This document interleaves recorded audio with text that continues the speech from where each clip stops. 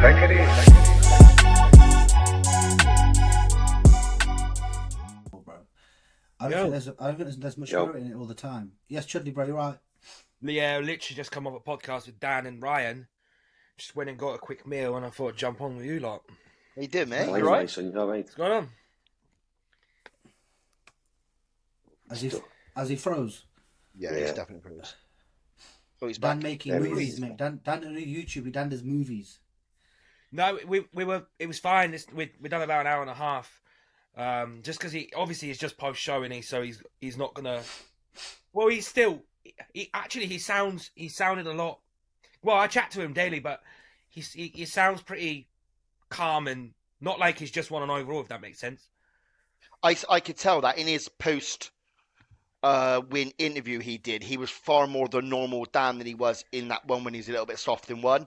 He was just like very calculated and calm and like kind of understood that he's still got to be better from here. Like I think he was happy with that look he put out. He did look fucking spastic. He said he had to pose for. He said he had between the open class and finals, he had still some water to come off. So he said he had to like do about 20 rounds of posing to take the water off.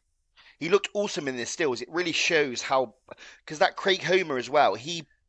I think it was the Full Bore Sports guy was on the side taking the photos. Those photos to the videos were like different, like not even within like 50% striking clip range. Yeah, a lot of times the PCA, the videos don't do justice. Someone needs to have a serious word with PCA about how fucking shocking those videos are. What they're doing is they're very far away from the stage, yeah, and they're zooming in. And when you zoom in, everyone looks shitter because the photos are taken from back, yeah, and they're very nice.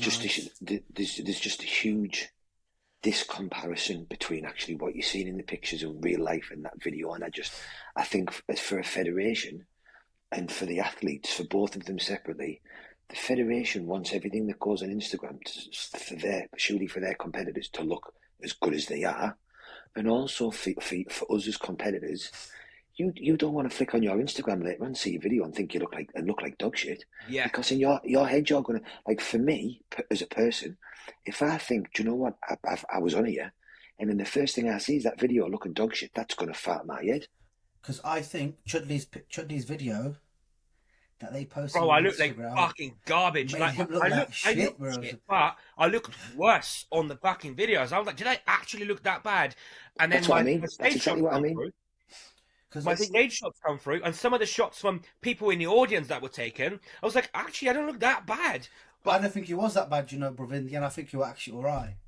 Well, all right relatively. Compared to the video. Compared to the videos, bro, you look like 10 weeks out in the video. But it's the same. It's the same as Dan. Dan looked very, very good in the pictures, and he looked better in the video. I mean, he looked awesome in the pictures, and he looked better in the video than he did in the one last week or the week before's video. But still, the comparison was drastic to me. Like, I mean, I know. PCA pictures are very good as well. They definitely filter them well and whatnot. But I just think, for me, if I'm a federation, right, and I've got people looking to compete with me, no matter how popular I am, I want my athletes to feel as if they look good in the videos.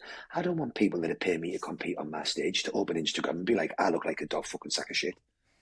They delete these videos. Like, let's say in like a week, they'll delete the videos and just keep the pictures. I think what they're doing is they're uploading them so quickly, right? They've got to be a low megabyte, yeah, as I would say to you lot, yeah? And they're trying to get it on Instagram straight away. And because they're trying to get it on straight away, it's shit fun. Yeah. I just think for everybody looking, like, we've got a group chat. And those last two PCA shows, you're seeing the video shots first, and we're all saying, how bad's the turnout for this show? Everybody's in. And that's the first thing. And then other people are messaging me like, how bad's this show at the weekend? What's going on? That doesn't look good for a federation, because if people then don't come back and look at the pictures, that's the impression you get, and that's not the case, and it's not fair on the athletes, and it's not what PCA want as an advertisement. Because that's what you see. Fucking right, it is. Yeah. Yeah. I still wish they would just do a black backdrop. Like, Bodybuilding UK put like a terrible standard of show. Like, it was like, it must be like the IBWZFG or whatever it was, South Coast. And the standard was terrible, but like the quality of the photos, just because he had a straight black backdrop with their branding above and some nice downlighting was phenomenal. Like that's all they need. I know they like all their fancy the blue lighting and the PCA logos, and that's cool. But like, there's a place for it. Like, you could put it to the side and just have a nice black robe running across, and it just helps everyone look far better. It attracts me to some of those smaller federations because of the way the backdrop is and the pictures are good. Because at the end of the day, right, none of us are doing this forever. And everybody wants some good pictures to put up on the wall, to save on the computer. You don't want to be saving them fucking videos. No. Do you know what I mean? No, But I've got a video from 2018 or 19 at the PCA in the PCA Northeast, and they posted it on their YouTube for whatever reason. They decided to use mine, but the actual quality in that, it's really good. Yeah. Now I've still got that saved somewhere because it's like, oh, look fucking all right then. Do you know what I mean? That's pretty good. Whereas those ones, I'd be like, delete. I'd be on the road at me. Can you get that off your Instagram? Fucking Insta, please. I think, lads, people were tagging me in these videos, like when I come off stage, and I'm like, I'm not reposting that. I look like fucking garbage. If you know it as well, if you're in the stand, the camera for the video is set up like 10 row seats back, but the guy with the photographer is right at the That's what I'm front. telling you. It's Yeah, that. yeah. The best I'm telling you. photos are taken. Who's the guy who runs PCA? The bald guy, is it Alex? Alex, no, Ryan. Oh, Ryan. His shots he gets when he's judging are the best ones. Okay. You can always tell. You always tell who's winning because he photos that person the majority of the time. Like, you watch him with his camera, you can see he's snapping that person a lot. But those shots are mega always. And yeah, the shots are always so much better compared to the actual videos when they first come out. Yep. It's because the lad who won your overall at your show, Chudley, right? He's a very, very good bodybuilder. The lad who's won like every single show. I forgot his name. He's the classic guy. The classic guy, yeah? Yeah. In his video, he looks good. In his pictures, he looks disgusting. Yeah. Well, that's the only benefit. So if you are slicing the videos, you know you're fucking on, bro. And you do see it. That level of athlete that is on. Even in the videos, you can see it. Like, you can see that they are absolutely nails. Yeah, he was the only one in both shows that actually looked like he was in real condition in the video. And he held it for 4 weeks now. He's been winning shows for 4 weeks. Dry as well. I don't know how he's done it. His class on the weekend as well. He did a really cool video as well. Did you see it? They're like, "Why are you doing this?" And he was like, "I just want to prove to everyone, like, there's a massive negative stigma around bodybuilding, but like, if you really love it, it's not hard. Like, the stress, the panic, and that sort of stuff. If you can get in shape and just turn up and enjoy it for what it is, you'll love it." He said people are just jumping into the shows because they think it's cool on Instagram, and then they realize how hard it is. They're not happy with the way they look, and then it puts a bitter twist on the sport. He's like, "I just drive up down the country doing shows because it's fun." Fair play to him. Not all of us can hold condition like that, though, either. No, definitely not me. Lads, should we do some questions today? Because we didn't do none last time. Yeah. It all fucked up, didn't it? Yeah, I got Bro, some questions. you know, we had that chat, Deck. We had that chat about the GH last time. Mm. So I had a whole kit that I mixed before the show. And we know we cut it a week out, and you're like, yeah, it's only good for a couple of days, so it goes off. So I'm like, well, if it's gone off, I might as well just shoot it all. Yeah. So I've been shooting like a bottle a day. My hands, bro, are so fucking swelled up. So I googled it. It's supposed to be 7 days after reconstitution, whilst the live environment stays alive. Basically, 7 days. Okay. And that's in back. Is that in back? Yeah. Yeah, and in standard water, it's like 24 or 48 hours. Oh, really? I think what will still happen is, though, because it's. I don't know whether it'll just. I think it just degrades. Yeah. So I'm not sure whether it just collapses altogether or it just becomes weaker over time. I'm not sure, because growth hormone's different to everything else. It's a very unique compound, isn't it? So it must still work somewhat because I can feel it in my hands. Well, there you go. Yeah. I've been running this stuff. stuff. Since you said that, put it on. I can't see it. It fucking slaps me. I'm telling you now. Like, I blasted 10 IUs of it the second I got it just to see what it was like. Couldn't feel my fucking hands the whole day or brush my teeth because my forearm was so pumped. Well, I literally got 10 kits of Pfizer this morning. As soon as it came, I shot 4 IU. Good lad. You can tell when it's real because I pin my second lot pre-workout and it overpowers my pre-workout supplement and I still get tired mid-gym. You know, that proper like sleepy eye stuff. Yeah. See, that's why I can't take it pre-workout because I hate that feeling. Yeah. You know, Chudley, if you try doing it IM, you won't feel the same. Okay. Where would you do it? In the delt? Pec. I would just put it in that. Yeah, pecs or front Pec. delts. Pecs or front delts.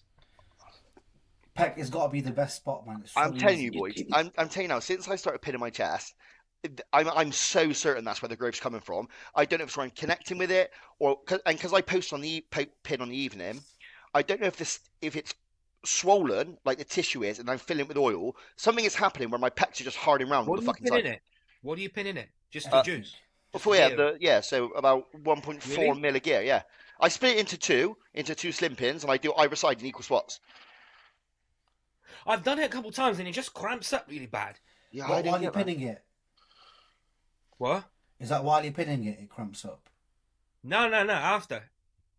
I got nothing. I get like ripples. Where'd you do it? No, I only done it a couple times, like sort of middle of it. Chudley, was it during prep that you did that, or was it off season? Oh no, so I dieted down, right? I dieted down and I had a quite a bad rebound where I put on like 20 pounds in like 2 weeks, that maybe more. And I was taking oxys and everything, and I was just fucking strong. And like I never flat bench. And that time I went into Pure, and I was like, well, there's nothing to do in here. All the dumbbells go up to 50 kilos. So I'm like, I got a flat bench. So I went on a flat bench, put like 2 plates on it. I was like, oh, this feels like fucking air. I was like, 20. I can get 20 reps with 3 plates. I think on the 13th, I sent you the video, didn't I? On the 13th rep or something, it fucking snapped with 3 plates. That Mate, happened. I felt like that time I could have benched like fucking 5.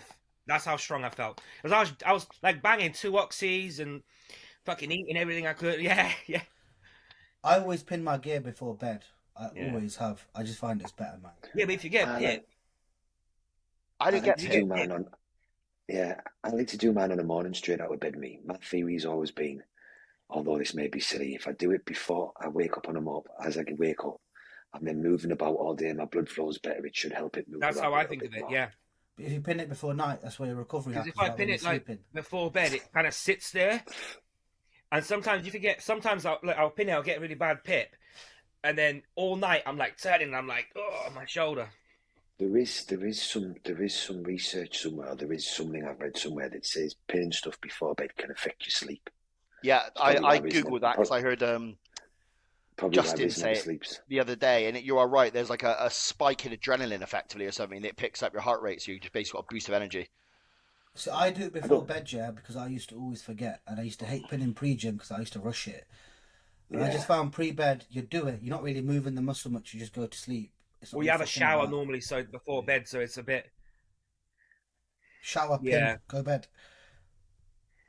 Man's just Yeah, no, I might and start pinning my chest. Where would you just go, like just in the middle of it, or what? Believe it or like? not, the actual right spot, if you go and read any of the PubMed stuff, is actually above the nipple. So where your nipple Alright. sits, where it cups almost to the right hand side, it's like up here is like the ideal injection spot here. It's not Right. in the centerpiece. It's kind of like it's the bigger part of the belly, you know, like here. Yeah, that would make sense because it's like the thickest part. Yeah. I've always done it, so I put my nipple on my little finger, and I'll pin it on that index finger at the top, and it's nice and thick there. You know when you pin peptides like L-arginine and all that we spoke about last time, where would you pin? Do you I'd pin never that do it. sub-Q or would you pin it? I never pinned any of them. I've never ran any of the peptides. What about L-carnitine? I am. I always put anything like L-carnitine, or if I'm pinning growth or anything like that, I either put in my pecs or in my front delts with a slim pin. Dead easy. I do everything with slim Front delts pins. are The done. whole mill. Gear, peptides, GH, all slim pins. Spat load them. Mm-hmm. Straight in I'm the gonna boiling try water. Straight in the Because I'm boiling going- water, no pep. I just pin everything in my fucking delts at the minute. So I Delts are my triceps. When my triceps get so pippy, it's like I've never pinned my tricep ever. it's good. Nobody All my believes lats, me. I Nobody like my believes lats. me, but I've never pinned my triceps. Yeah, fuck off. You should. Yeah, You should because you get really nice connection. I can't do delts. Anything more than half a mil in my delt, and I get a lump, no matter what I do. Delts Always just- been like that all my life. It's the muscle I don't like having the oil in. Like it's the way I move and do lateral raises and stuff. And also, it really fucking throws me off. Like you know, if you do a delt shot the day before, then train delts. Like I have that right angle, and I just don't even like the look of it. I'm like, nope, not doing that again. Fuck that. And Even- it clicks even- sometimes, doesn't Yeah. it? Even if I put L-carnitine in my delt, I get a lump. Doesn't matter what I put in my Really? fucking delts. Honestly, I don't know why. He's a big kid, 18, 19, 20, 21 stone. I've seen him put 3 and 4 mil in his delt, no problems. No. I do that. I've done that. Yeah, I yeah. can put my rear delts. I can put 3 mil in my rear delts. Dan told me that. He goes, I pin my rear delts. I'm like, I've never done that. He goes, mate, I put 3 mil in there. I'm like, oh, all right. Dan's I started doing that. Dan's mad, mate. Fuck that. How'd you get one for your rear delt? Mrs. does it. Yeah. Hilly's Yeah, I like, can no put chance. Dan did I look. can put 3 or 4 mil in my lap, no problems. My lats take 3 my or 4 lap mil, take no all the issues. oil. That's Dan, always a myth for me. Sometimes it's nice. Sometimes it's fucking agony. yeah. Hands are always sound. I find I've got Lats to is go quite nasty, high mate. up in the Fuck lap.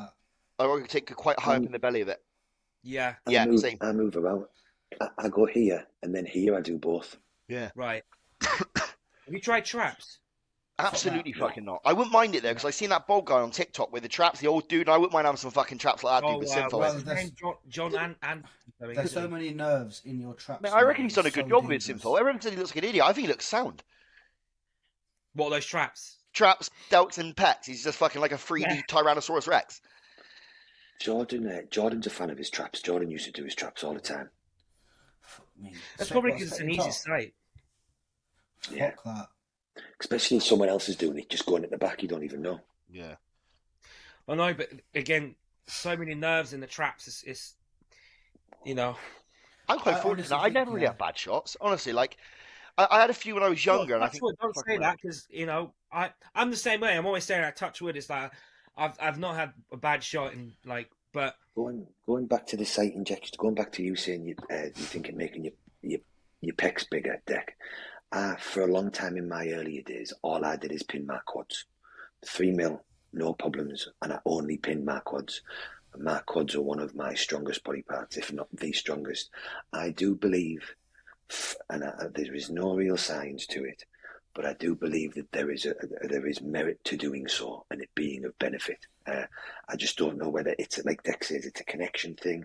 There's a swell effect, whatever it is. But and again, I argue against myself because then I even spent 3 months at one point just pinning my left arse cheek, not my right arse cheek, but my left arse cheek didn't get bigger to try and prove it. Yeah. But for some reason, the more people you speak to, there's an awful lot of people that sit that their strongest body parts, they were the ones they pinned an awful fucking lot. I Hey, sent you a did you picture, not, didn't I? I sent you a picture of my sweep when all I was pinning was my quads, and it was hideous. Like I just had like legs like half moons, and it was only my outside sweep that was big, but everything else was small. I have never pinned my quad. I pinned it like once, like 4 years ago, and it was like a test prop shot, and it fuck test fucking prop. crippled me for about a fucking week, so I haven't done it since. Hilly, is there not some research showing that MPP can cause localized growth? Yeah, I was going to bring that up there. So there used to be a really clever guy called Dat Brew. He was the one that brought out all the information on the ghrelin, the GHRP6 peptides and stuff. And he used to have this private forum. And he sent me some research showing where MPP, and I can't remember the exact thing, I've got it somewhere, has a localized effect. So I did it with it. I played about with it with a few clients and myself, just putting 0.5 mil in each tricep on a Monday, 0.5 mil in each bicep on a Wednesday, back to 0.5 mil in each tricep on a Friday, or just doing. And it did seem to play a benefit for whatever reason. But again, you don't know if it is just a connection thing. Are you just building up scar tissue? It's so hard to fucking say, do you know what I mean? Because the fact of the matter is, my quads, yes, have got great detail in them now, and it's never been an issue. But at one point, I was probably putting 3 mil in each one once a week for maybe a couple of years on and off cycle. That's a lot of stretched out tissue. That's a lot of potential scar tissue. Is that just giving you the, it's hard to say. Is Where it would you pin possible? your quads? Where would you go? Right, well, I go the middle or the belly of the sweep. So up from the knee as the sweep peaks, I go in there. That's quite low. Yeah, though. What, by the hip? No, more like halfway down. The simplest explanation someone told to me is, if you put your right, say you've got your right leg, yeah. If you put your right hand on your hip bone, so your fingers trend down your leg, Yeah. and then if you put your fingers on your kneecap, so your palm comes up your leg, the space between your hand is where you want to go, that meaty part of your outer quad. Okay. I got Yeah, some I mean, way higher. I might try it because I'm kind of. Yeah. I want to come off the delts a little bit. especially my stage shots. I think like my delts were looking fucking. Someone said, "Oh, your delts are looking big." I know that's where all the gear goes, bro. Yeah. It's Yeah, like, and I think delts have a lot of potential to start looking funky.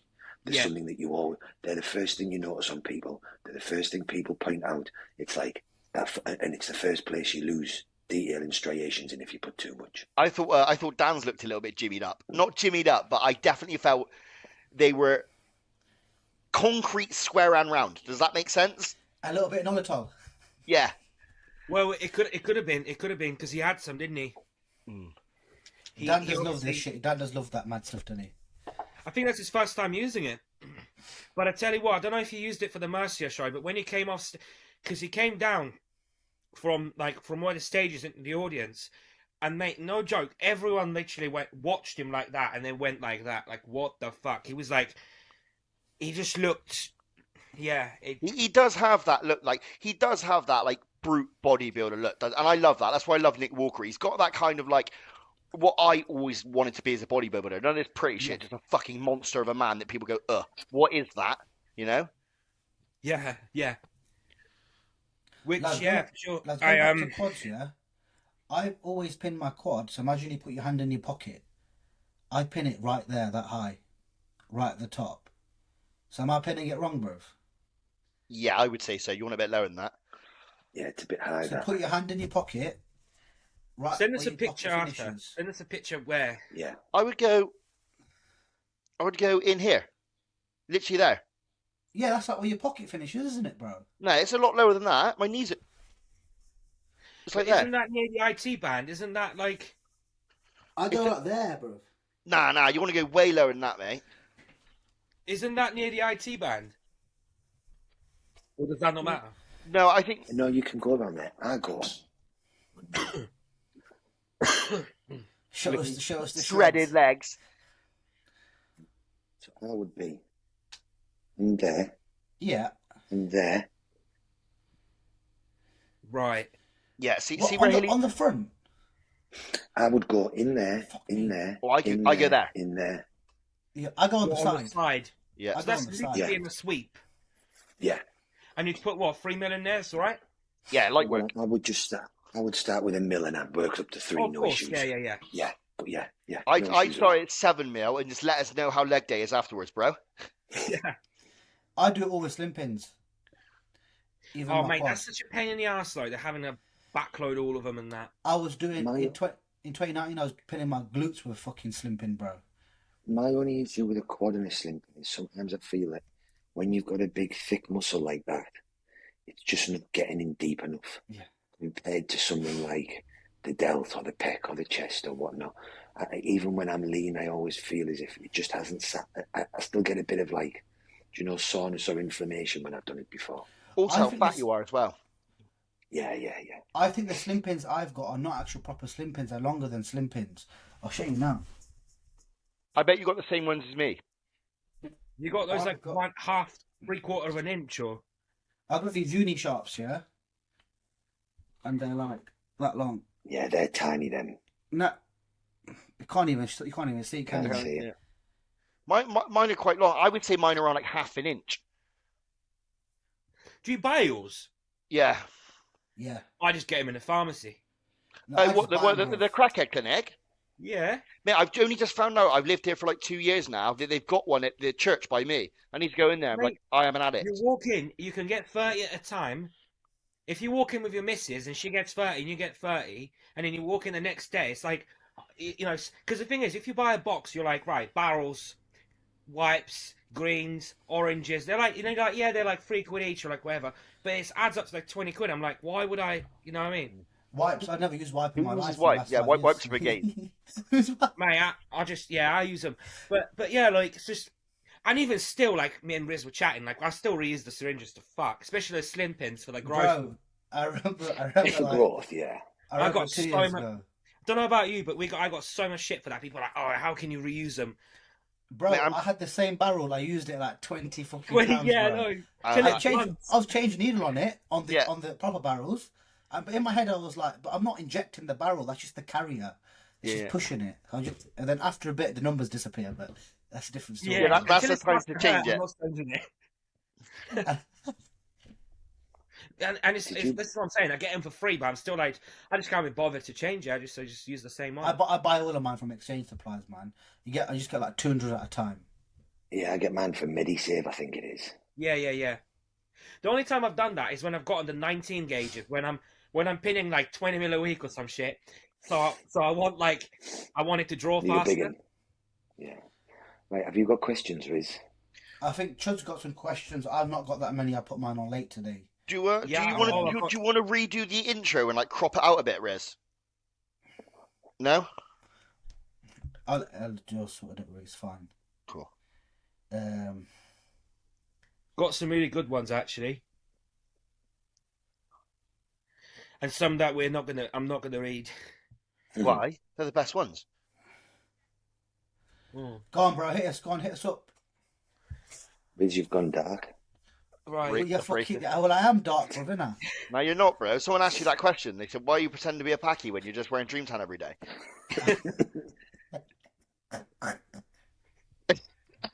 You're gonna get so fucked, bro. I'm not. I don't edit it. We don't edit nothing. Well, you gotta crop that out. I'll have people at my door, and I got guns. I'll shoot motherfuckers. Yeah, you're being. I'm not editing shit, man. It's long, man. Fuck it, leave it. Right, I'm gonna fucking write down the time in 35 minutes. Because, bro, I was sitting there last time looking for shit, and I was like, you know what? Fuck you. Oh, mate, imagine that, having to watch the entire podcast just to crop something out.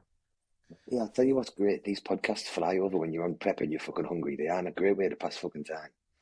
Oh, yeah. Fucking hell. Right, yeah, Chuz, get some questions, man. What's the highest dose of test we've all ran? Everyone's ran? 1 gram. 1 gram, yeah, same. I tried to go to 2.5 at one point when I was younger. So don't fucking run it.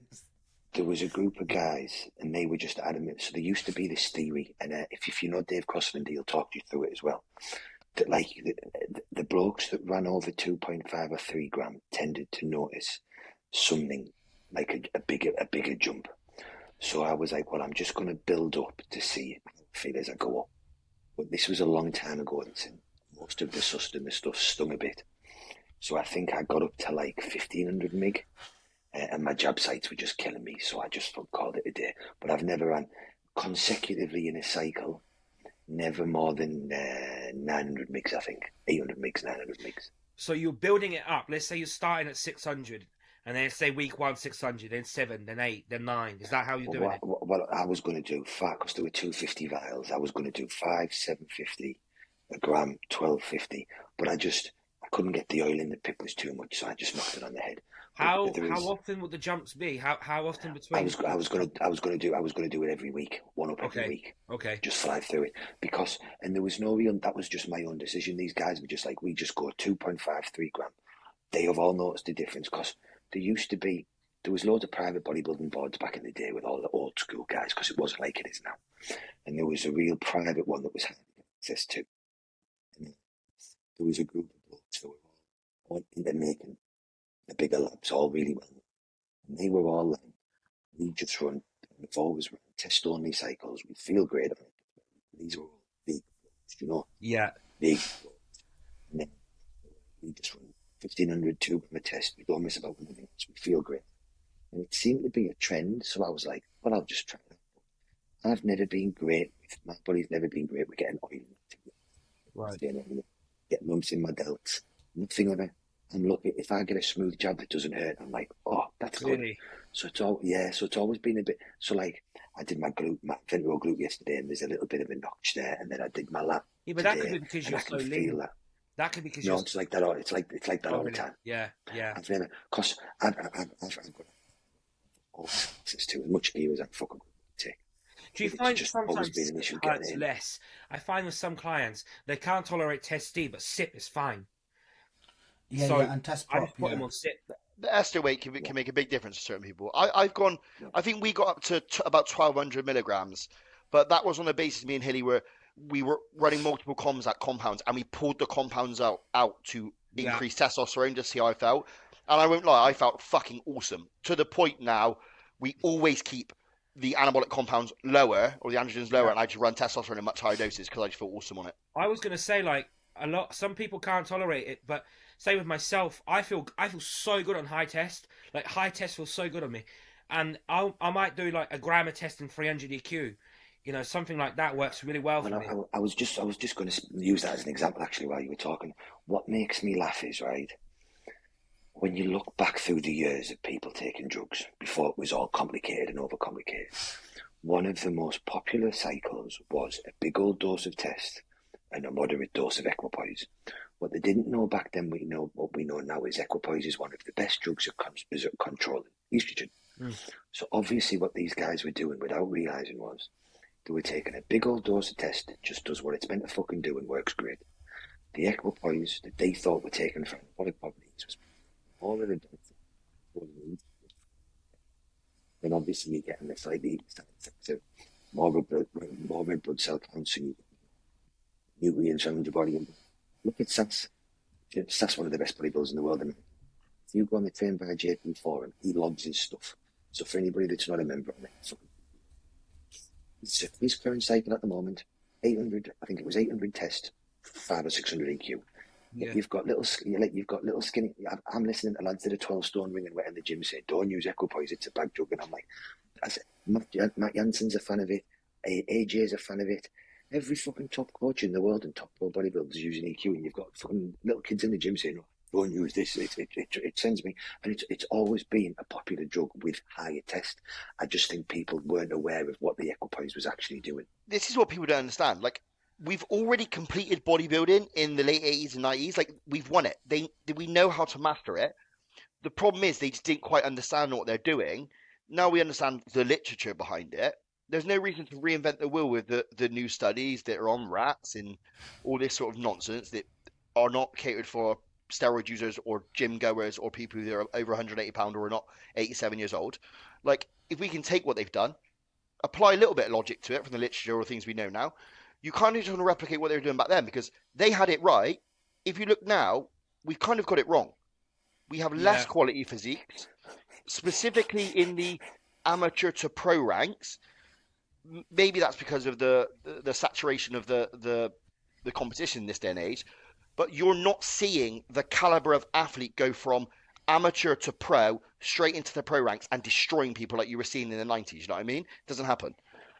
And the ones that you do tend to be European or American that are all still doing the same shit they were doing in the 90s.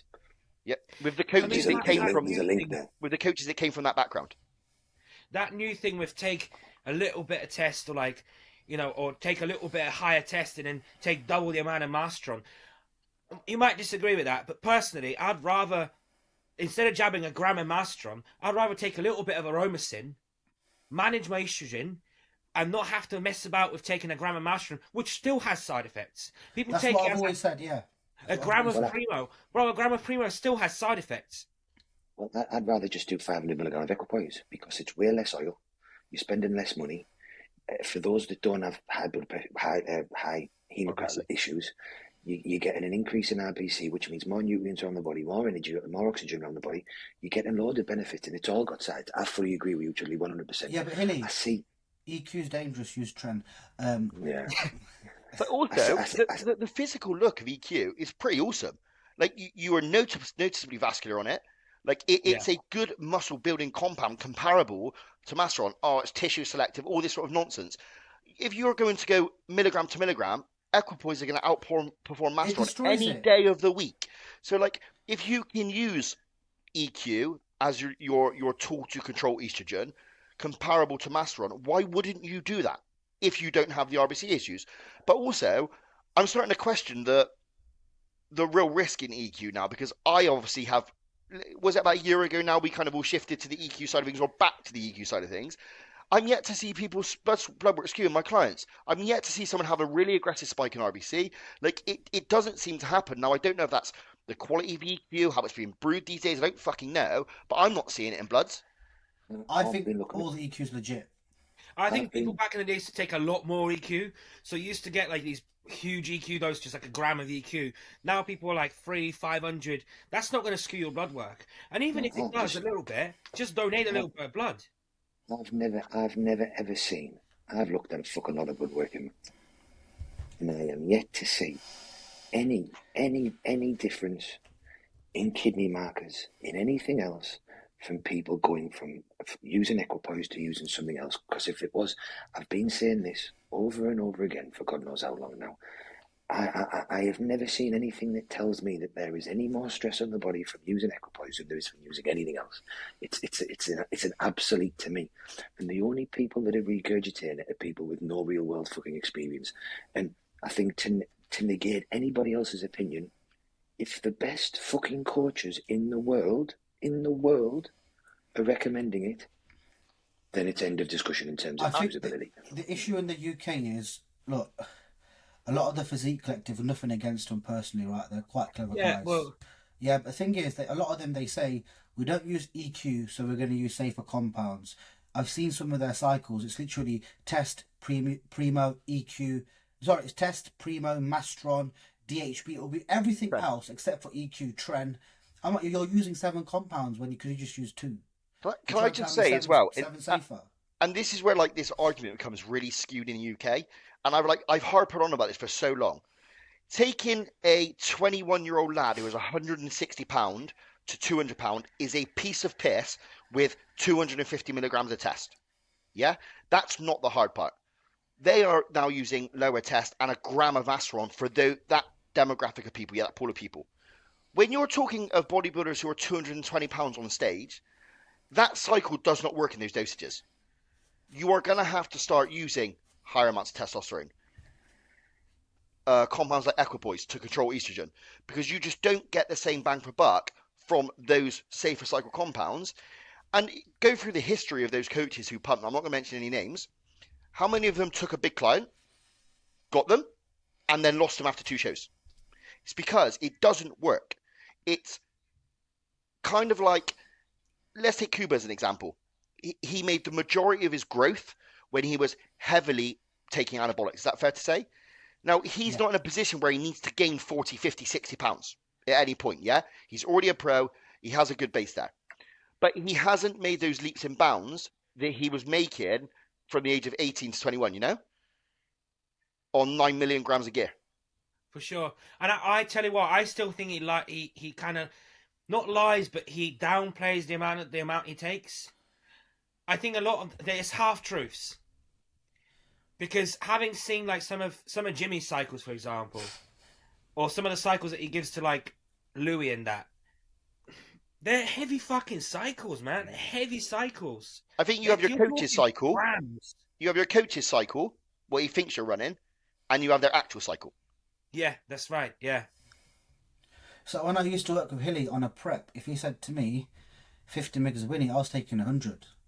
And that's how it was. I'm not even joking, and he knows that. He'd be like, oh, but listen, mate, it's probably going to be underdosed. And even like JP, if you watch the advanced testosterone video that he's got on there, he says himself, he's like, look, if you're lean enough, he said 2 to 3 grams of test is fine. Watch that video. It's actually...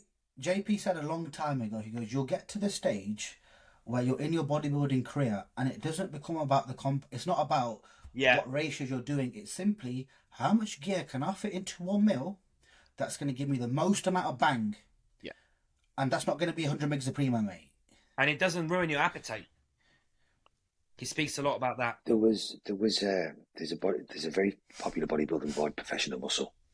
And back in the day, every man and the dog, all the top pros and that used to post on there. The guy that owns it, Big A, is like he owned a Mexican fucking pharmacy.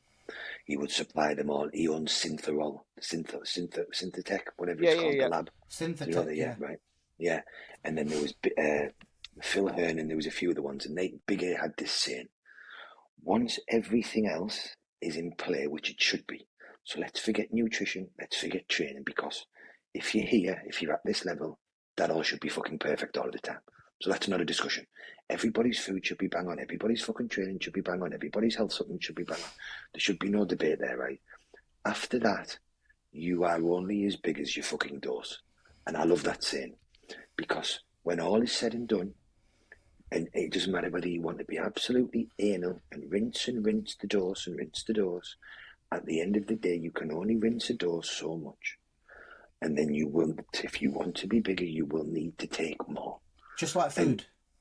Yeah, and it comes down to really, and I had a discussion with someone earlier a couple of months ago when they're on about their current prep and what they do, and I'm like, if you go all the way to Europe and you get beat, it's a friend of mine, not a client.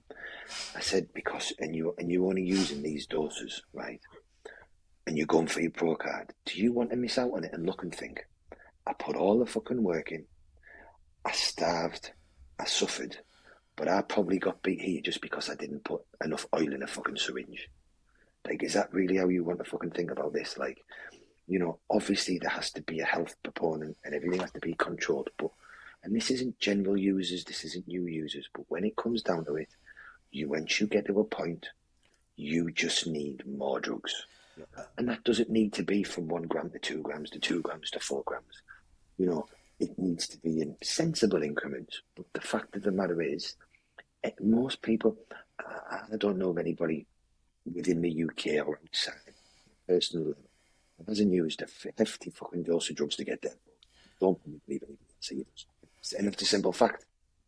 Do you know when you are talking about the high test, yeah?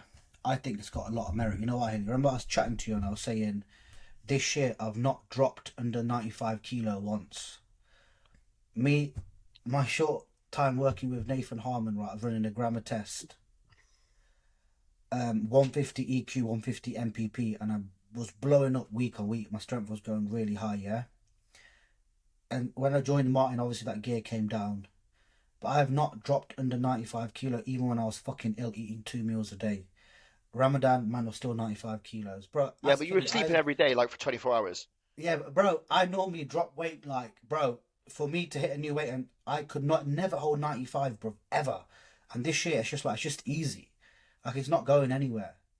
I feel it's a really different level of fullness as well. It's a very different fullness from high test. Like, it's really hard to like articulate it, but from high primo, I get a very a false 3D fullness from the nitrogen. I can't explain it. It's like a bubbly fullness. But from the testosterone, it's hard. It doesn't look as false. Does that make sense? It like kind of looks like it's like a denser look to the muscle, and it just holds better. It's hard to explain it. But when we made that, because just for viewers or people that will watch this, me and Hilly stayed on extremely low doses of anabolics for a long fucking time. Like the best part of 2 years, I don't think we went over a gram. No joke. And we had that discussion around the Dave Cross and stuff. I kind of decided I didn't want to stay in classic. I just wanted to be a freak. We had that discussion of mapping out how we can get to higher tests using EQ, which I'd never used before. Introduced it and got to that point. But like it was a 19-day difference for me, and we did it at the right time. I was already quite soft. I was quite heavy in my off season, and it just gave me that extra push towards the end of the off season, which gave me another 10, 15, 20 pounds before we capped it off. It was definitely worth it at that time. Would you find a benefit in going higher? I'm going to. You just got to find out. We'll find out. Well, Episode this 17. is the thing, right? I wonder if Dan would let me do that. If he would let me do like a 2 gram test cycle with 300 like EQ and like 8 units of growth. That could be like a really good off season. So just saying that, are you now working with Dan? Oh, yeah. That's a good move. I think so. Well, I said that on my story, didn't I? Like, I think Dan is probably the best option for me because 1, we're similar age. 2, we get on quite well because we're friends as well, so we get on quite well. We're both kind of like he's kind of very much kind of like hot on the training side of things, which I quite like because I quite like the training programming side of things. So a lot of the things align, like deadlifts, for example. I can't not deadlift. I've got like an emotional attachment to him, so I know he's going to want me to do that. So I just kind of think like he's like a really good fit for me. It sounds like it makes an awful lot of sense then. Without a shadow of a doubt. Yeah. Next question, boys. Yeah. Any more questions? He's not the one that's going to go, oh yeah, take like a gram of Primo, So I think that crew. I think Dan's very similar to most of us here, where he's open-minded and grown up enough to accept that there's multiple ways of doing things in this fucking game. From the little I've spoke to Dan, he seems very much like us, like me. He's done a lot of experimenting himself. He's done a lot of reading. He's not I know for a fact he has. From the little I've spoke to him, he's got real life experience. He He will be willing to do things with you if you want, I am sure. You don't just want one of these people that are just regurgitating what their coach did with them out of a click. That's because it's fashionable at the moment. Do you know what I mean? No fucker wants that. The way you're like us, you want something that's fun. You want to be doing something that gets you excited, not just be doing boring shit that you hear people talking about on fucking Instagram, because that's not what bodybuilding is. And he's been with every coach. You know, he'll take a little bit of that, and that is a positive. Like, he would have tried all of the safer use models, the weird training programming, reps and reserve, to the mad shit, to the higher compounds. He would have done it all. And I think when you have that, it's more important than what any science can tell you, is the anecdotal evidence tells all, doesn't it? And I think once you have that blend of every top coach in the UK, which he has, plus his own experience now, I think it makes a good concoction. We spoke about the whole actually in terms of the reps in reserve, and he said that I think for someone that's of a decent level of as a bodybuilder, it's useless, because when you're that strong, it just doesn't work. And we've also had a couple of other clients of Joe, Alex Williams. He was on a podcast, and he said, I don't. And he's a fucking freak in the gym. He's a freak in the gym, that bloke. Like, he is an absolute monster. But he doesn't follow the reps in reserve. No. Yes, he's coached by Joe, and you might assume, he follows his methods. No, he doesn't. He does his own training. Yeah, and that works. So, he peaks him well. He brings him in well every time. Like, that's what it is. I think tenure with someone is more important than anything. Like, building time with someone, getting to know each other's bodies, irrelevant of your style of training, because you can take the bits you want to do that work, don't work. Look at sorry, go on, Dex. Sorry, Carol. No, Carol. Look at Chris Aceto doesn't really get involved in people's training at all as a coach. He's not fucking interested. Well, you just at that point.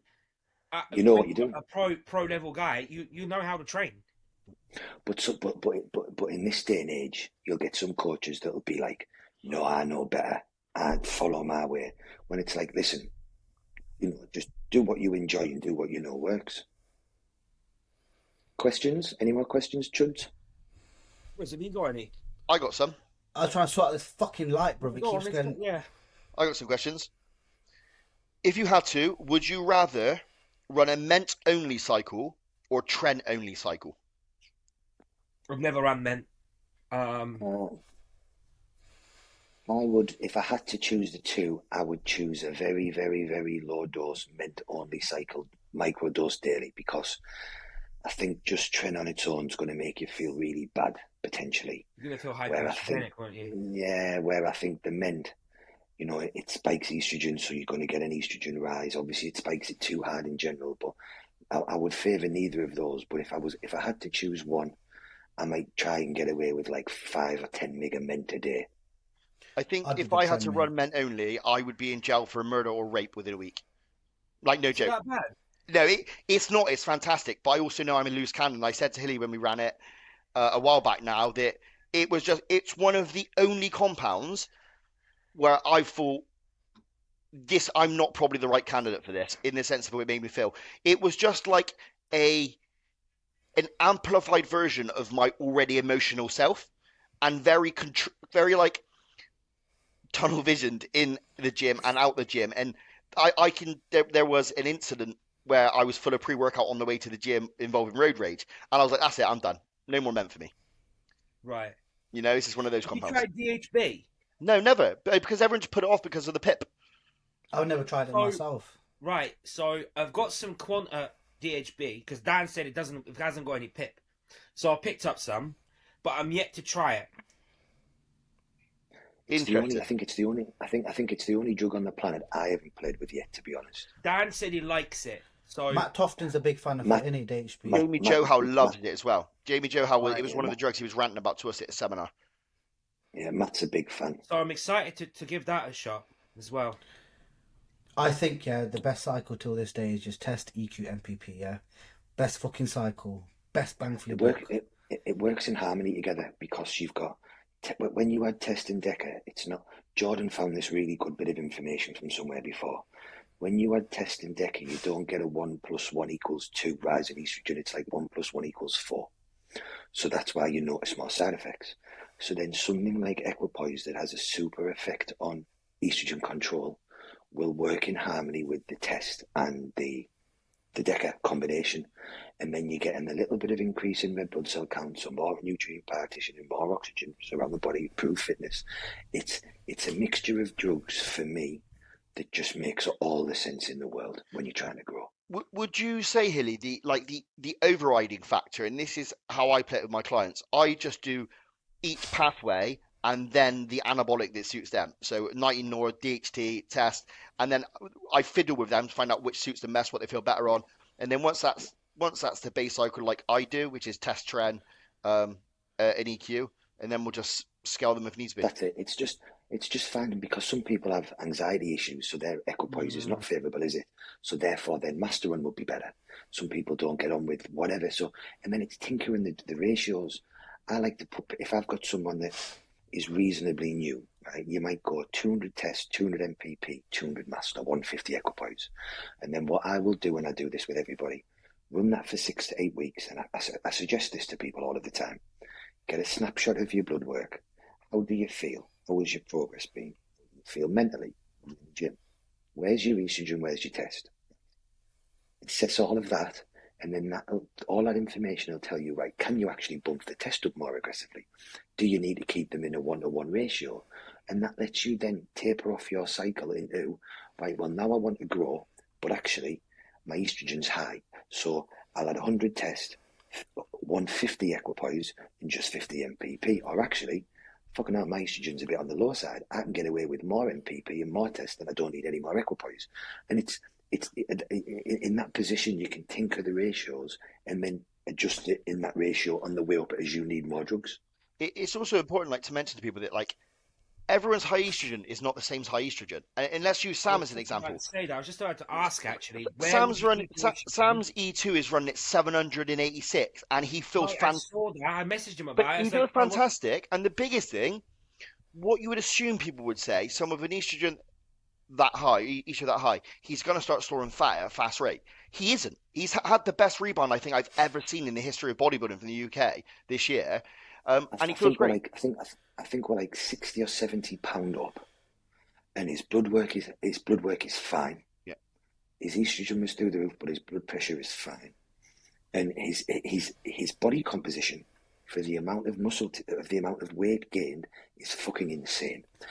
Now Sam is very much like Deck. He can just eat and eat and eat. So there's a huge food proponent there, and the other big proponent is, Sam's from a powerlifting background. That was part of his problem with his physique. So post show, I was like, you're doing a shit ton of volume and nothing else. And there was a bit of tit for tat, and I was like, listen, Sam, everything you've argued with me on or we've debated about, I've ended up being right. And you've said this to me, I'm always right. I said, just fucking trust me. And we must be 6 or 7 months on the same program. Obviously, he tinkers with the exercise a bit as a advanced bodybuilder should.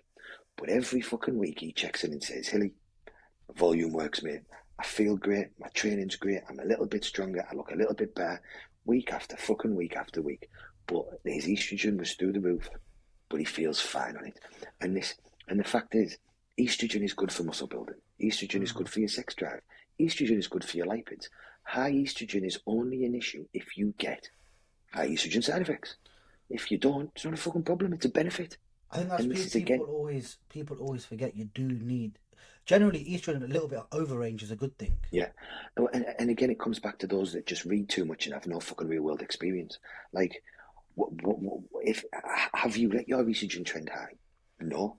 Why are you trying to keep it in range? Why do you want your testosterone way above the range, and then why do you think that the estrogen should be in the fucking range where your testosterone is? Makes no fucking sense. A lot of people, they hear high estrogen and they're like, that's going to make me have gyno. A lot of people don't get gyno because of high estrogen. It's fucking prolactin, yeah? 100%. Prolactin, because once prolactin's high, estrogen raises up to match it, basically, right? They both work together in sync. And that's what causes the fucking gyno. And people are just paranoid to fuck. Let's be fair, the most common gyno you see from someone who's newly using anabolics is this guy, isn't it? It's the bloke who's down a pub every weekend, eating a kebab 4 times a week, railing lines a packet and shagging a prostitute on a Sunday. And like, what people don't understand is the inconsistency of diet, the nutrition, that will shit, sleep, everything. Exactly. What they don't understand is the inconsistency in hormone levels missing injections, all that sort of stuff. That's why people like Sam can run with estrogen that high, because that kid is as autistic as it comes. Like, he don't miss a beat. His meals at the same time every day, injections at the same times every day, training's the same time every day, training volume's the same every day. His work ethic and his dedication is the same as Dex. It's better than mine. It is astronomical. The kid is just like, it was done. He was a nightmare to work with at the start. One of our main goals was actually more psychological than anything. He wouldn't have a free meal. He didn't want to eat off plan. He didn't want to do stuff with his bird. And I was like, Sam, part of my job here is to fix this shit, because that is going to hold you back in bodybuilding. What do you mean? Such and such says you don't need free meals. Such and such. I was like, you need to be psychologically happy.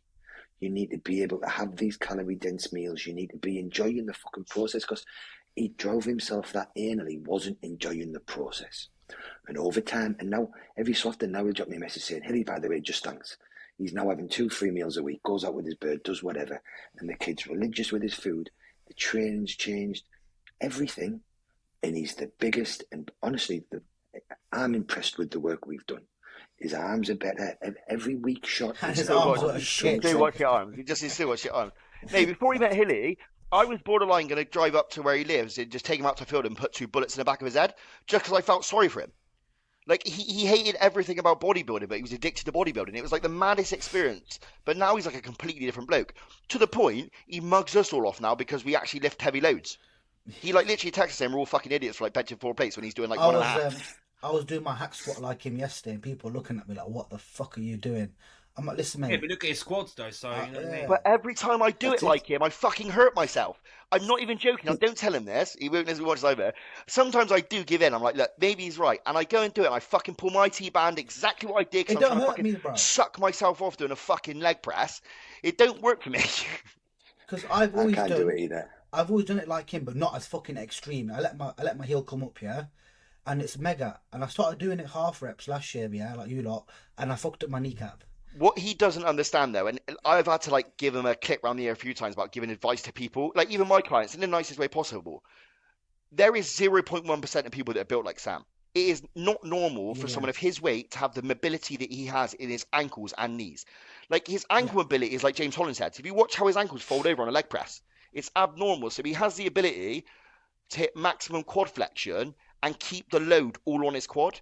Where if I do that, as soon as my heel lifts off, my shins take the load, calves pick up, goes onto my glute. You've got to remember, more questions? His background's powerlifting. I'm the same way. I can squat very upright because I spent my first 5 years of training as a powerlifter. So that squat pattern is just ingrained in your Same head. as me, yeah. And this is it. So I can squat very upright. I can barbell squat literally straight up and down. And now my mobility has gotten worse because I don't do it, which I should, and I have been a little bit because I want to bring back my deadlifts from the floor, but it comes back quickly. He's got some mad numbers, mate. I think Sam holds on records. I think he's got like a 305 squat. I've seen him Smith squat like some stupid, like 7 plates. Yeah, he's got some big numbers. Other questions? I've got, can you name a single compound that has made the biggest difference to your physique? Test. Well, I suppose we just use anything, really. Peptide. Do you mean exercises or drugs? No, drugs. Compounds. Yeah, compounds, as in drugs, I'm assuming. I'll start. Lantus for me, 100%. After a certain point, you just take it and you don't feel it, you don't feel any different. But I'd say last year was the first time I'd gone higher on test, and that's the first time that I kind of was like, I feel different. Riz, what about you? What's the question again? Sorry. Can you think of a single compound, let's just say anything, peptide, anabolic, whatever it may be, that made the biggest difference to your physique? Anavar.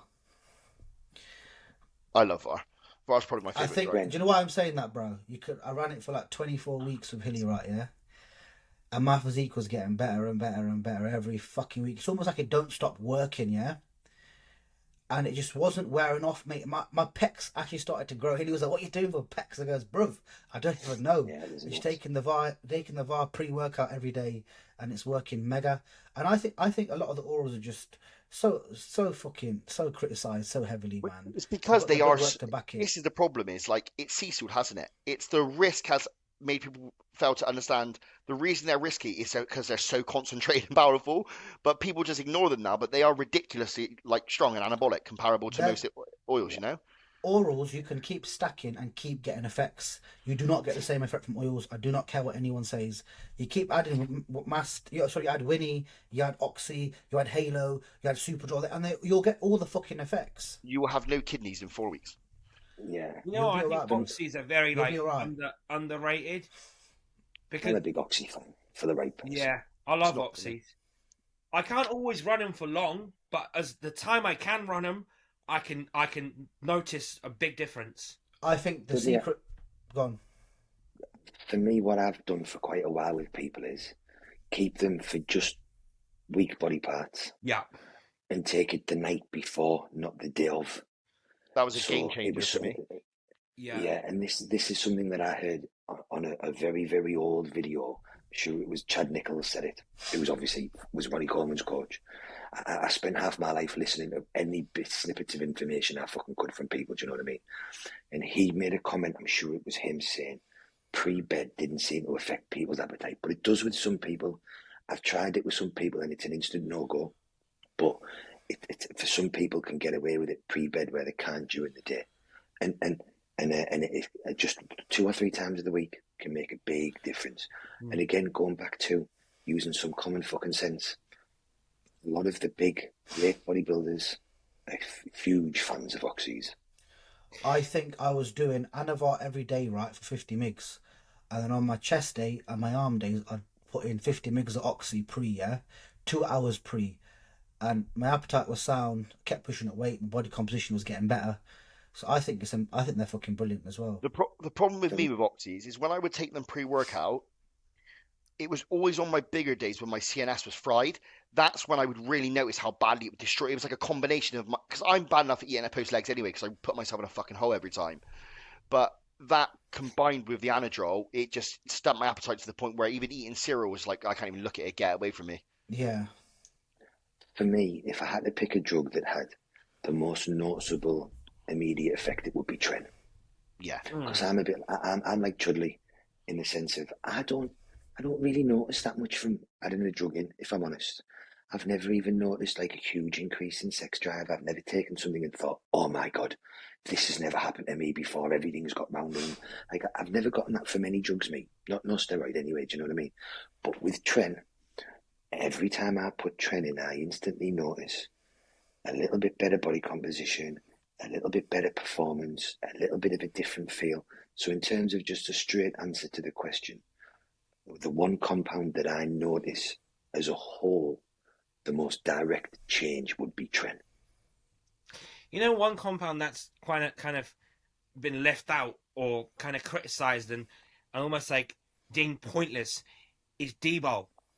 But I actually did a run with Debol in my off season for a little bit, and I got on with it so well.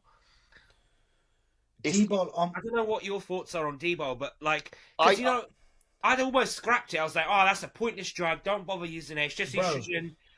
On a pound for pound basis, Debol destroys Oxy. It pretty much destroys every other compound when it comes to strength. I didn't use a lot. 20 mig. Only 20 mig. The problem is, I find with Debol, and it's the reason why I set my cycles up as the way that I have, is I kind of like a true representation of what I'm going to look like when I start dieting down. I think Debol can force so much water on you that it can give you like a false illusion, more so than any other of the orals I find anyway. Like I'll gain 10, 12 pounds of water in like 4 or 5 weeks from Debol, and you're like, yeah, this is great, I'm massive. You drop that out and start dieting, you're like, I'm 22 pounds down, what the fuck happened? Yeah, but bro, if you put the Debol in, look, I don't really like Debol. I'm just trying to argue against you, yeah? Yeah. You put the Debol in, we're now 12 pounds up. Weight moves weight, bro. Your your 3 plate bench has now gone to 3 plate 10. Yeah. And now you pull out the Debol, you're probably going to keep benching that 3 plate 10 It for a little while. would be interesting to put it in like when you're extremely lean. Yeah, that would be interesting to see how that would look. That's when I used it. I wasn't extremely lean, but I was lean enough. Yeah. Where I didn't use it at the peak off season where you'd be gaining shitload of weight. Yeah. In a phase like I am now, for example, I'm 10 pounds above where I was on stage, which is where I'm looking to keep myself. That's pathetic, mate. You should be 68 pounds up by now. Yeah. So putting it in a phase like that, I think it could be quite useful because you're not going to retain all that much water. I don't. So the reason that I don't personally like D-bol, firstly, I agree with Riz 100%. Milligram to milligram, D-bol is a stronger drug than most, and it's fantastic at building muscle. There is a reason that it was one of the main drugs of choice for those Russians and Germans and whatnot in the Olympics and powerlifting and shit. And right? Arnold Schwarzenegger. What I've noticed is, do you know when you take oxy and you lean, you tend to get a lot more intramuscular water retention, gives you big pumps. D-bol tends to give people, I find, a lot more sub-Q water, which is why I don't think it would be a good place where you're saying, Chudley. That's just from what I've seen with people. Every time I've tried it myself or other people, it just seems to hold more sub-Q water than other drugs from what I've seen. But I tell you one clever way of using it. So Scott Stevenson, a long time ago when I worked with him, he had me doing 10 milligrams with the 3 post-workout meals to boost protein synthesis or whatever else it was. So you'd do 10 milligram. I'm sure this is right. I've got it in my notes somewhere. It was 10 mg with the post-workout meal, 10 mg with the meal after, and 10 mg meal with it after that. Clever way of using it. And anything that Scott Stevenson suggests or does is gospel. I mean, it's probably right. I couldn't tell you. I'm presuming because milligram for milligram, it is more anabolic than oxy. That's why it comes in a 5 mg tablet and not a 50 mg tablet. So it's a stronger. It is a stronger. It's like quite close to testosterone, so it's like a yeah. It's like an oral testosterone. Really. Yeah. And the other thing is, again, you sound like the oldest bloke in fucking these days. When you look back in time, the amount of bodybuilders in the 80s and the 90s that were taking D-bol only cycles, D-bol and deca cycles, and months away. If you watch any of the videos from the 90s or the 2000s and they're talking about their first cycles, you won't hear a number less than £20 gained off their first Dianabol only cycle. You don't see, and again, I do this all the time, come back to the common sense factor. And then you've got people running 250 milligram of testosterone, putting £6 on for their first cycle.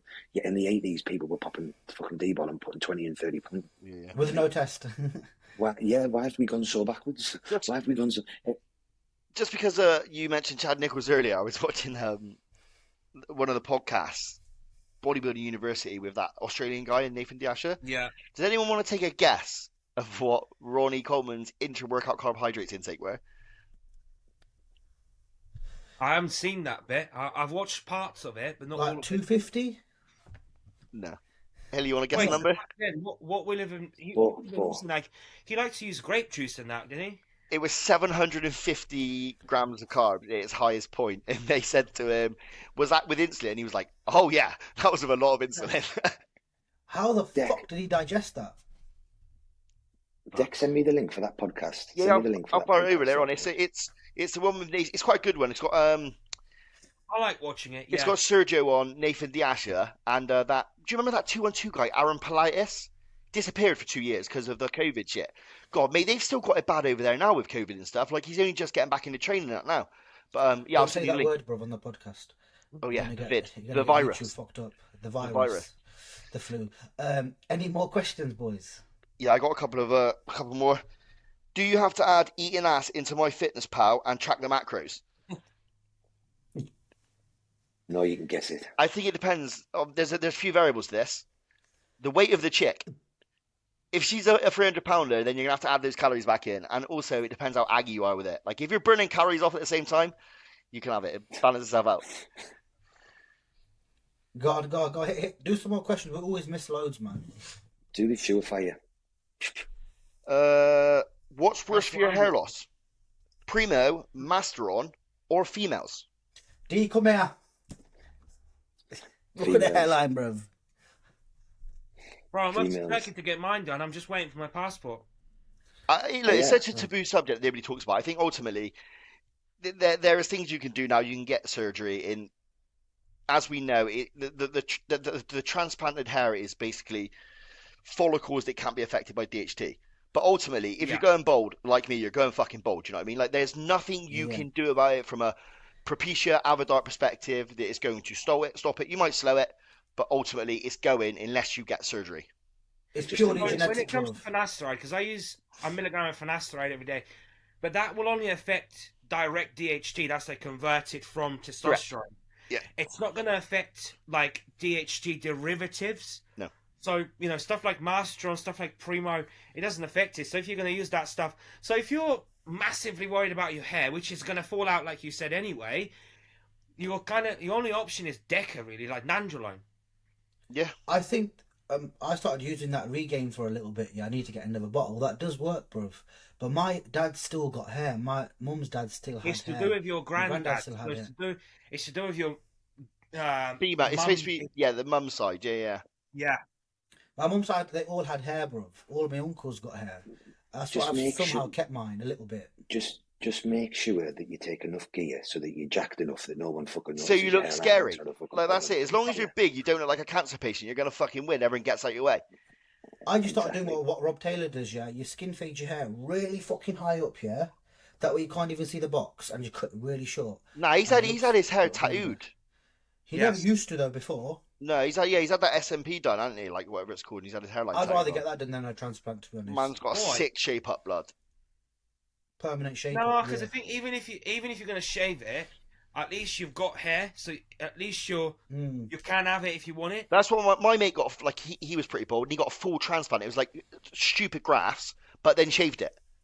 Does that make sense? So Yeah. like he knew it was never going to be thick hair again, but it looks like that fucking what's that idiot called? Andrew Tate. That's what he's done. Like he's had a transplant and shaved it. That's probably a better option if you want to look like you got hair, you know. Yeah. Any more questions? I would contemplate doing that because my bald patch is starting to fucking annoy me. You got perfect hair for it though, like because yours is quite dense still. Like you could get one of those little tattoos. You look perfect. But Hilly's very, very clever, you see. He shaved his head a very long time ago. Yeah, So you got yeah, used yeah. to Look him fucking being like nails, that. mate. Scrapping blokes. Do you know what it Ibiza. was? Honestly, do you know what it was? I moved to Spain for about 6 or 9 months when I was 20, and I used to have a little gear gel flick, and I wouldn't go out the house without fucking gelling and flicking my fringe. But the gel used to run in my hair, so I was like, in my eyes in Spain. So I was like, do you know what it is? I don't know one over here. I don't care. Shave it off. And I've never looked back.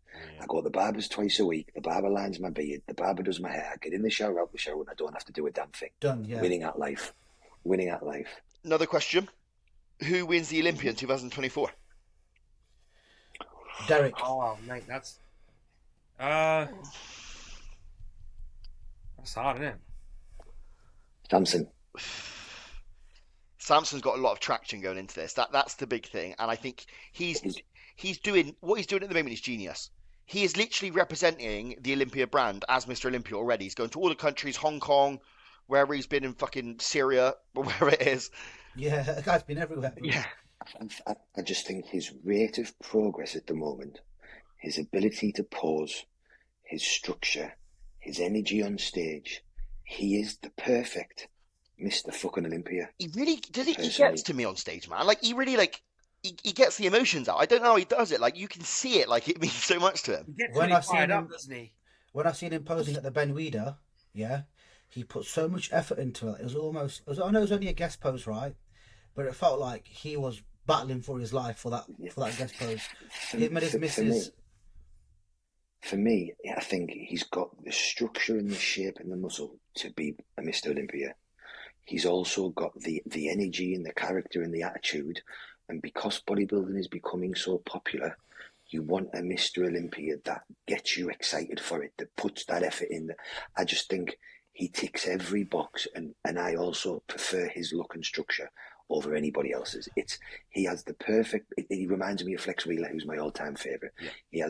He just looks rounder and bigger at the moment, and I just think if he keeps growing like he is with Milos, his structure's not going anywhere, his shape's not going anywhere, his ability to pose out can't be outmatched. I would really be putting my money on Samson. How think mad Derek did he will look in battle real him. life, Riz? He's Scary. like 330 Bro, pounds. do you know what? I've seen some big guys, yeah, like Jamie Giant's big in the off season. I've seen Hollingshead. I've seen Luke Sandow. Bro, that Samson motherfucker, bro. Fucking hell, bro. Bro, when the man turned to the rear and the legs, do you know when your legs are so big? You don't have to even flex, you just see the muscle, bro. Yeah. When he posed, it's like he's got 160 pound like mobility, but he's 300 pound. He moves like a classic guy, but he's not. And mate, he's so nice. He's waited around the show. He met everyone, took Yeah, pictures. he ticks every box Hey, for a Rid, Mr. Olympia. if you see him again, can you tell him to unblock me on Instagram? I'll stop being an asshole now that he's really good. I think him and Derek will be a very, very good Yes, battle. Derek yeah. from the rear, mate. My good God, that back double biceps fucking hard to beat. I like, still tell you think what now. Derek's a good 3-4 years away from being in that level. Like, I understand it from the back. Like, he will It's walk that people from the back. chest, isn't it? It's the chest. And it is, and you can see it in its physique. Like, it's puppy muscle. Like, he got that muscle very young. It's not hard, grainy muscle. Yeah, but Derek, the amount of progress he made from Yeah. that 212 to this open class was Yes. fucking insane. But I think the progress was his legs and back. Like, I think his front was like very similar to his 212 look. He had that like very flat look in 212 and an open. But I also think the elephant in the room is Haddy, isn't it? You are I going to think have to be he's gonna have to stupidly cut good to weight. beat Haddy. I think if My- he didn't my have to thing- cut weight, he probably wouldn't have been much different. And my thing with Derek as well is I think a lot of that growth that we've seen this time is just like what Chudley's saying. I think because he'd been having to hold back for the weight, you saw a big jump now. There's no sure thing that you're going to see that again. Whereas Samson has never been trying to hold his weight back, yet that kid is making leaps and bounds every 6 fucking months. And I just think his trend in every area will be hard to beat. Mate, it was only 3-4 years ago. He was prepping on jam sandwiches and full sugar Red Bull. Do you know what I mean? Like, his mileage on the clock is so low comparable to everybody else's. Yeah, And Nathan his used to work- prep him, didn't he, back in the day? His work ethic and everything is just it's what Mr. Olympia should be. Yeah. Reminds me of Ronnie Coleman. Just goes to work, gets the work done, but with a more flair on stage. And I do. I'm a huge fan. Next question, boys. It's about next question. I got a good one. It's about carb cycling. So, in an off season, cycling your carbs based on the training days. 100%. Me and Hilly 100%. always we run it as high days. It's just the way we do it. But obviously, that's quite Yeah. simply what it is. Pulling protein down, increasing carbohydrates to kind of oversaturate the carbohydrates for those days. Normally around weaker body parts. Yeah. What worked really the well way when I worked with Hilly was, so a lot of people bodies are different, right? So we would still do the high days, but Hilly would always do my high days on a rest day, and that's how I just responded better. Not on my training That day. before, yeah. It made me feel like shit. And that's the same for me. So like, and that's one of the reasons why I've done that with people is because for me, so like AJ likes my high carb days on a leg day, but I notice that my performance drops if I have a high carb day on a leg day. It makes you sluggish as well, doesn't it? Well, I have ongoing digestive issues anyway. It makes me sluggish. So when I've been tinkering about with, I mean, I've still done it because I do what my coach tells me. But over the last decade of doing my own stuff, I personally prefer my high day on a rest day. But it's just person dependent. And in terms of the carb cycling, mine comes about naturally with clients. So initially, 9 times out of 10, everybody will have a lower day that's a rest day and a medium day that's a training day. And that might just be the fact that they've got more carbs inter and post. That might be the only difference. And then over time, we'll bring in a high day on lagging body parts or whatnot. So it's not that I actually like to settle. I don't lay out a diet that says low, medium, and high. I just lay out a plan that is training days and rest days. And then that evolves over time where you end up with a high day, training day, and a low day, which is carb cycling. So I don't lay things out as if I'm going to do low, medium. Focus with more energy on a training day and less energy on a rest day. How much less depends on how sedentary you are, how fat you are, how your metabolism is, and then over time, based on where we need maybe more energy. Do you need more energy on a rest day because you can do your job? Do you need more energy before legs because you can't eat enough on leg day? Do you need more energy on day or chest day because your arms suck on your chest up? And then it becomes a more energy day, which is your leg. So it just, for me, it just naturally evolves like that. The thing just to mention as well for competitive people and coaches, what to look out for as well in the prep situation, because I am very guilty of this, is where my high day is optional on my body parts, I will favour something like legs. that will give me the energy to put myself in an even bigger hole with the amount of food. And then the next day, I'm one step backwards, not one step forward. So it's just another people, especially for newbies in first timers, whatever. Like if you're getting those high days, it's remember like the job is to nail glycogen within the muscle. It's not to rip through it just so you can have a 6 session and hit some PBs. Doesn't work. More questions? What's the highest amount of weight you've gained post show? 28 pounds in 2 days. Fucking hell. I text Hilly and he's like, mate, what the fuck have you done? I've done something similar. It was for my first show. The coach I worked with was an American guy. He didn't give me one high day or one free meal for the full 18 weeks. There was no change in the meal plan. I ate the same 6 fucking meals every day for 16 weeks. And hand on my heart, one thing I can do is follow a plan and suffer, as the boys know. I didn't eat a damn thing.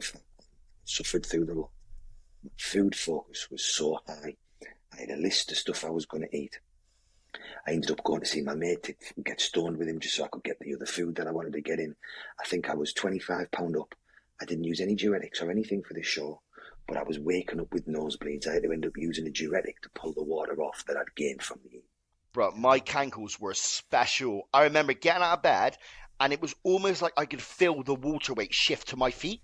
It was disgusting, and I'd never forget. Like in your calves, you could feel it. Like I had like a 4-day period to check in for Hilly, and I said, "Today's I was like, gotta get this off." So I went for a walk. Mate, I made it 200 meters down the canal, and I was stuck there for an hour because I had such bad shin pumps. I couldn't move. I just had to sit down. I was like, "Days, I'm dead. I'm living here now. I'm not going anywhere." I remember sometimes like your feet start to hurt. Yeah. Almost they start like swell up. So you're like trying to walk, and your feet are like hurting, cramping up. Yeah. I remember after my first show, Hilly I rang him and that. He was like, oh, I'm not lean enough, bro. And he was like, you're not lean enough, neither are you big enough. And I was like, fuck, this guy's a knob. So I went home, I was like, I'll message you next month. Just must have fucking slammed everything, bro. And when I checked in, he goes, what the fuck have you done? My face had just come straight out, yeah? I went into the gym, never benched 3 plates, benched 3 plates for 2. And I was like, yes, boys, I'm strong as fuck. It's the rebound. But that was a very good off-season that year as well. Me and Hilly weren't really pals at this point. I'll never forget how polite he was in his response. He was like, okay, we're just going to put the clem back in just to keep moving some of this water back. I was like, got it, mate, I understand. Hey, but I did do a photo shoot like 4 weeks after I managed to rate it back into contest weight pretty quickly. Did, yeah. Right, Yeah, the thing is, boys. when you put weight on so quick, it's a lot of it. It's just water, especially just when water. you're that lean. You can't get fat, so it's just water. It's just a matter. It of taking doesn't it stick off. either. Like the glycogen doesn't even stick. Like when you're that lean, like it needs to be like cleaner foods for a longer period of time, resatiate yourself, and then start eating. Right, boys, I'm going to bounce because I've got to get my meal in and send this way to AJ. No.